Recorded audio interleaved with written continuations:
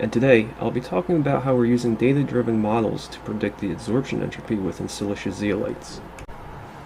There are many challenges in discovering better frameworks, but without a doubt, computational tools have proven to be exceptional at this, especially in areas of research such as methane storage, carbon capture, and separations. But before we even think about synthesizing a particular framework or generating an adsorption isotherm, we want to be able to determine how spontaneous the process is in the first place. That is, can adsorption occur for the given molecule in the given framework under some set of conditions? A thermodynamic metric to quantify this is the Gibbs free energy, which can be deconstructed into an enthalpic term as well as an entropic term. Our experimental results have shown that linear trends can actually be used to estimate the adsorbate entropy. In particular, Campbell and Sellers have compiled a series of alkane adsorptions on two-dimensional catalytic surface.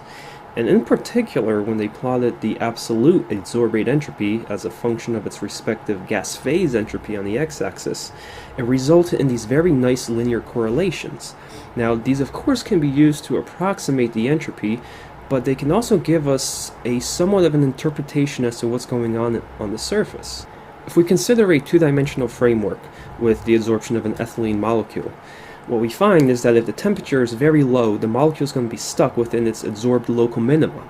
On the other hand, if the temperature is just right, it'll be able to translate along two dimensions across its surface. Likewise, it will be able to rotate about two of its own axes.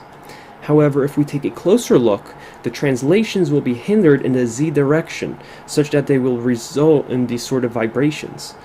Likewise, its rotations perpendicular to the surface will also be hindered, contributing very little to the entropy.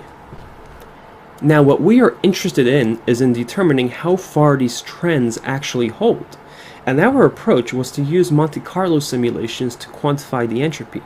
We did this for 37 molecules across 10 functional categories. These included sulfides, ketones, aldehydes, as well as our familiar alkanes and many more.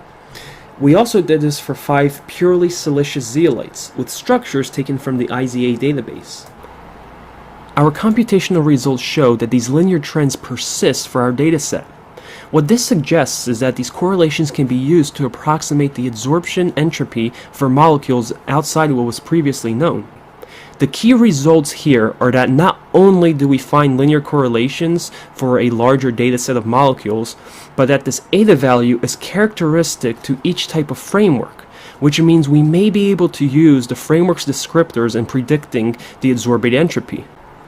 Similar to the analogy of Campbell and Sellers, if we consider an MFI type framework with three-dimensional channels, what we find is that when the ethylene molecule adsorbs within one of the pores, it is actually confined by the size of the pore itself. That is, its translational degrees of freedom are now hindered commensurate to the size of the pore, and also its rotational degrees of freedom, depending on the size of the molecule, can also be constrained.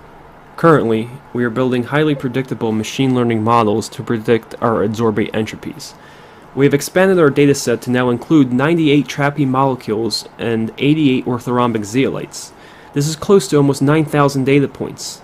We have also expanded the number of our descriptors, which now include molecular descriptors, as well as 24 zeolite descriptors. As we all know, there is a trade-off between predictability and interpretability. We would love to be able to predict the adsorbate entropy as closely as possible, but we would rather use this as a tool to decide which descriptors provide the best predictability and then use those to build highly interpretable models. Using a slightly smaller data set, we have built an artificial neural network that consisted of 3 hidden layers, an activation function which was the Gaussian error linear unit, and performed cross-validation with a 9-10 split. Our results show that we were able to predict the entropy change upon adsorption with a mean absolute error of approximately half the universal gas constant. Moreover, on the right hand side we have an XY plot of our predicted training and test set, which accounted for an R squared value of about 0.96.